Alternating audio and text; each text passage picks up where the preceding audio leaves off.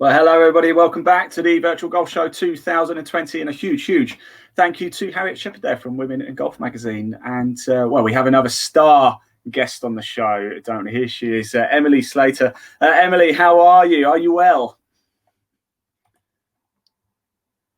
Oh, Emily, I think we've, I can't hear you, actually. I think we've got a bit of an audio problem. We'll see if we can get that sorted very quickly.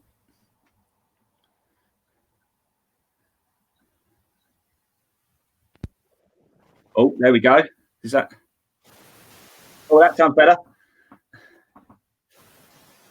Hello. I'll tell you what we'll do. What we'll do, Emily, I've got a nice video to show everybody of you in action whilst we try and get this audio sorted. So I'll play the video and we'll come back and see if we can get that sorted. Bear me one moment. Right, so here we go. This is Emily Slater in action at Sonning a little bit earlier in the year whilst we were filming live there. We did follow Emily's group quite a bit. So sit back and enjoy Emily, how this. you doing? How's your day going so far? Yeah, it's good, thank you. Nice to be a bit drier now than it. Yeah, I was chatting to your playing partners actually. It looks like you got caught on the third a bit. Yes, we did. How's sort of back nine started for you? Still a few holes to go yet, isn't there? Yeah. It's been pretty steady. I made a good par on the 12th. Yeah. To kind of keep a bit of momentum going, but it'd be nice to roll a few more putts in this nine. Yeah, definitely. I mean, look, we've seen you on the Clutch Pro Tour a bit this season. What does next year hold for you? I'm not sure yet. Hopefully a bit more of the LET stuff. Yeah.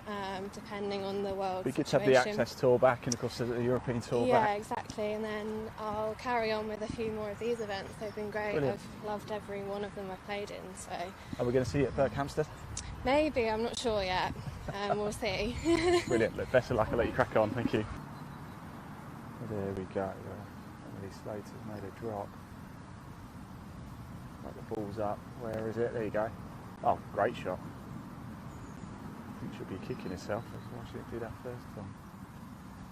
We're going for the outright win. I'm sort of looking at the scores at the minute. Tom Sloman is the man in the clubhouse with the lead at 4 under par. Let's have a look, shall we? James Adams is still out on the course. Maybe he's the man. He is 4 under through 11. Tom Sloman is 4 under through. Oh, lovely. Fantastic shot, though, to finish out. At least that somewhat makes up for it. Right, we're going to stick with this group.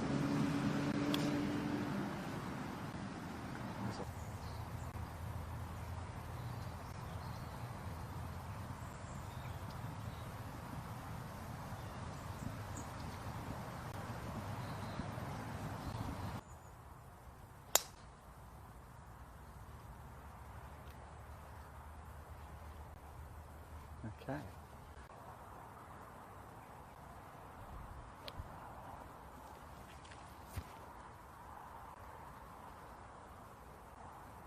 And that's landed well right on the green. What, Emily? Confident stroke. Stop. Oof.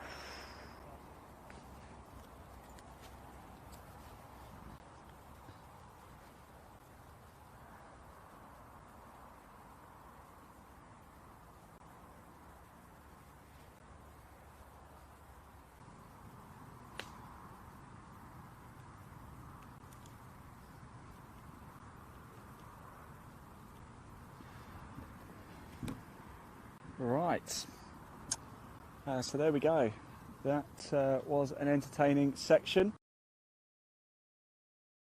Let's try and bring Emily back in. Hello, Emily. Can we hear you? Hello. Yes. Hey, how are you? Are you well? Good, thank you. How are you? Not too Got bad, there in the not too end. bad. Hey, that's the thing with being live. It happens, but it's great to have you on the show. Thank you so much for your time today. You may notice that little video there. We obviously followed you at Sonning for a little bit, didn't we? For a few holes. What's it been like? Let's get straight into it, shall we? We know this year's been your first year as a professional, hasn't it? And what a year to have turned pro. Just tell us about it. Yeah, it's been very different. Obviously not the conventional year, really, as a rookie, particularly obviously with the virus and all that's gone on with that. But it's been great. I've had quite a lot to play in, really, considering all of those restrictions. So yeah, it's been a good year, good learning year, I think. It certainly has. And you've been playing since you were 11, when you first picked up a golf club. And then, of course, last year you were full-time amateur working at, by the way, you're at the coolest golf club in the world. It's got the best name ever. Golf Club, isn't it? Yeah. Tell us about the golf club, first of all. What's it like? I've never been, so. It's great. The practice facilities are fantastic, and we've got 2 golf courses, so membership is quite big. It's quite a vibrant golf club, lots of members. It's very busy all the time, so there's always someone to chat to and play with, which is great. Quite a lot of us around the same sort of age, which is really nice, for the competitive edge, really. Absolutely, and you've certainly taken that competitive edge and taken it into 2020. I know that the club and the members, they've been a big support of your career, haven't they? Were they a big factor in you turning professional as well? They were. Yeah, from the moment I joined quite late, really. Golf in Cambridgeshire is quite few and far between golf clubs. So I joined only about 3-4 years ago. And they've been very supportive ever since I joined, always kind of wanting to know where I am and how I've got on in tournaments. And they've been very good to me, yeah. So how do you make the decision to go pro from amateur? What obviously there's no denying you've got the ability. That's not in question. What's the turning point? When do you go, right, I don't want to be an amateur anymore. I'm gonna make it as a pro. What prompted that decision? Was it support from the club? We know the abilities there already, and it just made sense, or was there another factor in it? I've always known from quite an early age that I wanted to turn professional. I wanted to make it my career. So it was just probably the right time for me. At the end of last year, I'd kind of accomplished a lot in my amateur career that I couldn't kind of see myself achieving much more from the amateur game. So I felt like it was the right time to move up a level and try the professional ranks. And actually, it was a good move, wasn't it? I know 2020 was a bit of a strange year. We've everybody knows about COVID, and it's still here, but we don't need to go into it too much. But actually, it did present an opportunity that perhaps might not have been there had it not been around. And I am, of course, talking about the Rose Series. You played in the Rose Series quite a bit this year, and a bit of success. Tell us what happened at Bearwood Lakes. It was good. It was just one of those days where actually I felt quite rushed in my warm-up, which is quite unlike me. I like to arrive in plenty of time not to feel rushed, but it was kind of a bit of a rush to get to the practice ground, hit a few balls, and then back to the first tee. And I felt a little bit like nervous on the first tee because of that. And I was just like, just go and play golf. Like, we'll see what happens. And started off okay. And I don't tend to look at the leaderboards as I'm going around, but I noticed the one on the 12th, after the 12th green. And I have no idea what I've scored most of the time either. So I had a kind of benchmark. I knew kind of what I was doing. So just thought, let's play the next few holes solid, and we'll see what happens. And it wasn't until about the 16th hole that I realized that maybe something was going on at the top of that leaderboard, because all these cameras came rushing around, and I didn't know what was going on. And they followed me in up until the 18th, and just missed out on by one shot. So that was a bit disappointing, but it was a great experience to be up there. For those who don't know, of course, finished tied second, and you had a couple of top tens as well. What was it like playing on the Rose Series? It was a last minute kind of tournament. It was very well organised, wasn't it, by Justin Rose and co. Did you get an invite? How did it come about playing in the Rose Series? Originally, it was just obviously supposed to be that first event at Brockenhurst that Liz Young had organised, and I'd put my name down. We had an email, Liz is trying to organise this one-day women's event at Brockenhurst, her golf club. Would you be interested? So I put my name down. Obviously, at that point, there was nothing to play in because everything had been postponed or cancelled. So it was a good opportunity just to, you know, play with other professionals and actually play a professional event.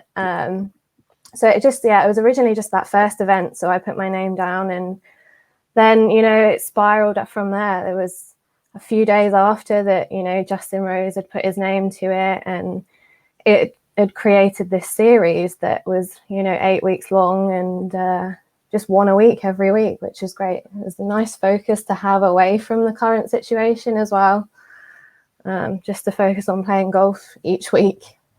It was, and it was actually fair play to everybody, because it was a great event in the end, wasn't it? In fact, the whole series was fantastic. My question, Emily, then is, because obviously, you know, we're involved in media. We followed you around with a camera at Sonning and numerous times throughout the year. Does it get irritating when people like me start pitching up as you're about to tee off and we start talking to you? No, you not at all. No, not at all. I think the first event that I played in on might have been the second, actually, that you guys were there. I was a bit nervous. I wanted to shy away from it, but it's fine once you get into it. And I feel like it's not like the typical media stuff anyway. I feel like you're more friendly, and you don't kind of stick it in like your face when you know you don't really want it. But no, it's good practice as well for further down the line, the media stuff, which I hadn't obviously had that experience as an amateur. So it's been great, actually. Good. Well, let's talk about the future then, shall we? Let's talk about 2021. Fingers crossed, we'll Ladies European Tour, Access Series, etc., will all go ahead as planned. What are your plans? Where are you looking to be playing next year? Yeah, it's quite difficult at the moment to plan. This is the time of the year that I usually try and get my schedule in place, but obviously with the ongoing situation in the world, it's pretty difficult to know where you might be. But my plan is hopefully a full year of the Access. Obviously it's in Europe, so a bit more tricky with travel restrictions, but hopefully full year on the Access. And then I think the Rose Series are planning maybe on doing another series, so some of them, and definitely a bit more of the clutch stuff. I really enjoyed that this year. They are cracking events, aren't they? They are a lot of fun. Right, Emily, I always like to ask, I've got my bag here, as you can see, but you're far better golfer than I will ever be. I've got some rogue irons here, so sort of, you know, a bit of a chopper. Let's talk about your bag. What everybody likes to know, what a pro golfer has in their bag. So let's go from top to bottom. What driver do you play? I've got the Titleist TS2 driver in my bag at the moment. No, I probably couldn't hit it for love nor money. Fairway woods. Let's go fairway woods. Do you? I've got a 3-wood and a 5-wood, which are the Callaway XR woods. Nice. And my hybrid is a Titleist TS2 as well. So you have a hybrid. You do play a hybrid. Yes, I do. Yeah. I have a hybrid, I have to say, and I probably use it for every single shot, really. So, do you have long iron? Do you use your hybrid as a long iron replacement, or do you have long irons? No, I do use it as a long iron replacement. I am looking actually to get like a 4-3 iron for obviously courses that require that, particularly obviously off the tee, or if it's a bit drier, or the lie. I like to use the hybrid's so great out of, you know, thicker rough that you can't really get an iron to, so I quite enjoy that.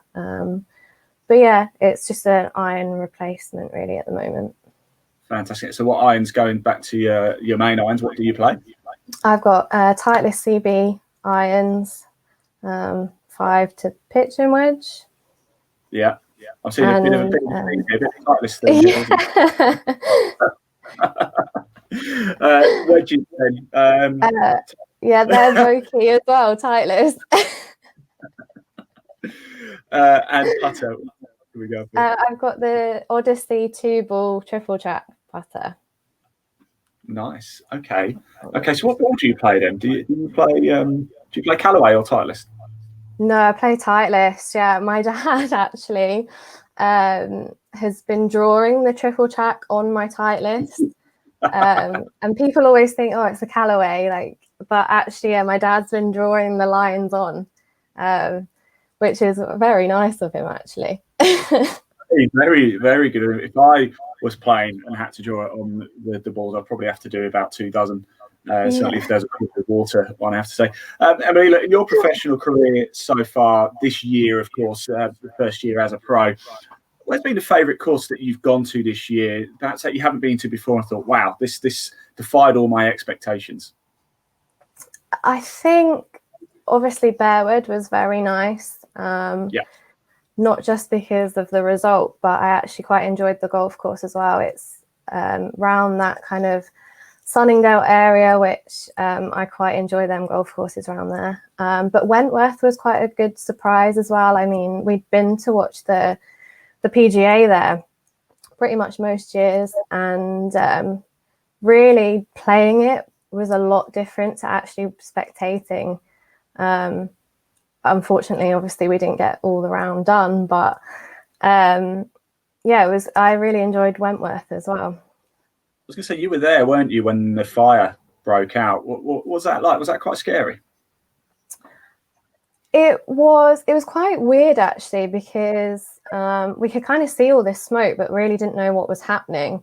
Once we'd kind of got to the 9th, all this smoke was obviously coming across to the golf course, but we just thought nothing of it still. I mean, it was quite hard to see by the time we'd got to the 12th, but still no word of, what was going on or if play was going to be suspended. And obviously by the time we'd got to 13, 14, we were kind of going back out of the smoke. So it wasn't too bad.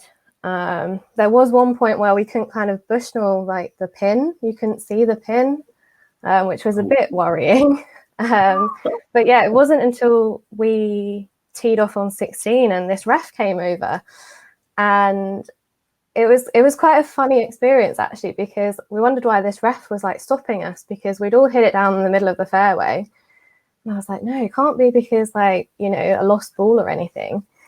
And he said, oh, play's been suspended. And at that point, it didn't even cross my mind still.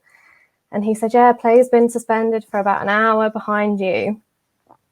Still none the wiser, had to mark a ball walking. And it wasn't actually until we nipped back to our car and I got my phone out and there was all these messages about, I've seen it on Sky Sports, what's going on. I was like, what do you mean that you've seen it on Sky Sports? And it wasn't until I actually logged into Twitter and I saw this fire had actually moved over to the golf course, which would have been incredibly scary, but thankfully everybody was okay. Yeah, I remember seeing it on Sky Sports. I couldn't believe it. I was like, because I don't live too far away from Wentworth, and yeah, as you say, I go up to the BMW PGA every year as well and look at the course and just think I wouldn't have a chance playing up there. And of course, playing it's very, very different. But yeah, it must have been. I bet you've never experienced something like that, even in your amateur career, have you? No, not at all. No, I mean, the only things that really get suspended are for storms or torrential rain. So to have a fire was a completely new experience, really. Absolutely. Look, Emily, it's almost time. Can you believe that? It's amazing how quick time goes, isn't it? Just you turned pro this year, as we've mentioned before. What advice do you have for sort of younger girls coming through who are thinking of potentially making that step or looking to make that step in the future? What advice would you give? I think enjoy the process, enjoy the journey of the amateur golf and getting as much experience as possible. Dream big, there's no limit to how far you can go, particularly in this game.